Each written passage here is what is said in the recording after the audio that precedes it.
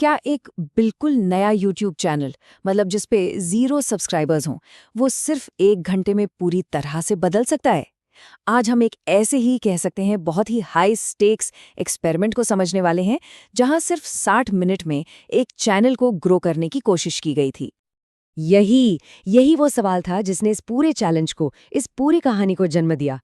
सिर्फ 1 घंटे में 100 सब्सक्राइबर्स। सुनने में ये लगभग नामुमकिन सा लगता है ना? लेकिन क्या ये सच में नामुमकिन है? चलिए पता लगाते हैं।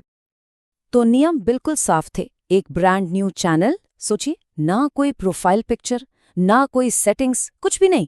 लक्ष्य था सिर्फ और सिर्फ 60 मिनट में 100 सब्सक्राइबर्स पाना। और दाव पर क्या लगा था? अगर क्रिएटर नाकामयाब होता तो उन्हें अपना चेहरा दिखाना पड़ता। जी हाँ, एक फेस रिवील। और बस इसी एक शर्त ने प्रेशर को कई गुना बढ़ा दिया था। लेकिन ये कोई हवा में तीर चलाने जैसा खेल नहीं था। इस चैलेंज के पीछे एक बहुत सोची समझी स्ट्रैटेजी थी। क्रिएटर ने अपना पूरा प्लान एक ऐसी सफलता की कहानी पर बनाया जो पहले ही वायरल हो चुकी थी। तो इस पूरी रणनीति की प्रेरणा मिली एक ऐसे चैनल से जिसने बहुत ही कम समय में जबरदस्त ग्रोथ हासिल की थी। और ये कोई छोटी मोटी बात नहीं थी। जी हाँ, जिस चैनल से प्रेरणा ली गई थी उसके 10 लाख से भी ज्यादा सब्सक्राइबर्स थे। और जो बात सबसे ज्यादा चौंकाने वाली थी वो थी इस ग्रोथ की स्पीड। जरा सोच कर देखिए, सिर्फ 10 शॉर्ट्स अपलोड करके केवल 16 दिनों में 10 लाख से ज्यादा सब्सक्राइबर्स।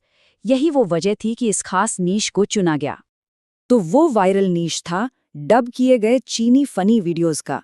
एक ऐसा फॉर्मेट जो उस समय यूट्यूब पर जबरदस्त ट्रेंड कर रहा था, क्योंकि ये कल्चरल बैरियर को तोड़कर एक यूनिवर्सल ह्यूमर पेश करता था। क्रिएटर का मानना था कि बस यही एक नीश है जो उन्हें फेस रिवील से बचा सकता है। अब क्योंकि समय के खिलाफ दौड़ थी, तो कंटेंट बनाने के प्रोसेस को एकदम स्पीड के लिए ऑप्टिमाइज किया गया। सबसे पहले टिकटॉक से वायरल वीडियोस उठाए गए, फिर उन्हें कैपकट में फटाफट एडिट किया गया, कीमती मिनट बचाने के लिए एआई से वॉइस ओवर जनरेट किया गया, और आखिर में एक ऐसा कॉल टू एक्शन जोड़ा गया जो दूसरे चैनल पर पहले ही काम कर चुका था। तो अब बारी थी असली एक्शन की। रणनीति तो तैयार थी, लेकिन क्या इसे उस टिक टिक करती घड़ी के जबरदस्त प्रेशर में लागू किया जा सकता था? चैलेंज शुरू होते ही घड़ी की सुइयां तो जैसे भागने लगी। 25 मिनट बीतने पर पहला शॉट अपलोड हुआ, 40 मिनट पर दूसरा और 55 मिनट पर तीसरा। हर एक मिनट के साथ प्रेशर आसमान छू रहा था। वीडियो तो अपलोड हो रहे थे, लेकिन नतीजे वो कहीं नहीं दिख रहे थे। सच तो ये है कि कुछ भी नहीं हो रहा था। एक निराशा का माहौल बनने लगा था और कहानी एक बहुत ही नाटकीय मोड़ ले रही थी। और फिर वो पल आया जब लगा कि सारी मेहनत, सारी रणनीति, सब कुछ बेकार हो गया। चैलेंज सीधे सीधे एक बड़ी नाकामी की तरफ बढ़ रहा था। 60 मिनट पूरे होने पर नतीजा दिल तोड़ने वाला था। 0 व्यूज और 0 सब्सक्राइबर्स। लक्ष्य से कोसों दूर, एक भी सब्सक्राइबर नहीं मिला। ये कहानी का सबसे निचला और सबसे निराशाजनक पॉइंट था। लेकिन इस नाकामी के बावजूद क्रिएटर का जज्बा देखने लायक था। उन्होंने कहा कि कम से कम ये अफसोस तो नहीं होगा कि कोशिश नहीं की। और इसी के साथ उन्होंने अपना वादा निभाते हुए फेस रिवील की तैयारी शुरू कर दी। लेकिन कहानी यहीं खत्म नहीं हुई।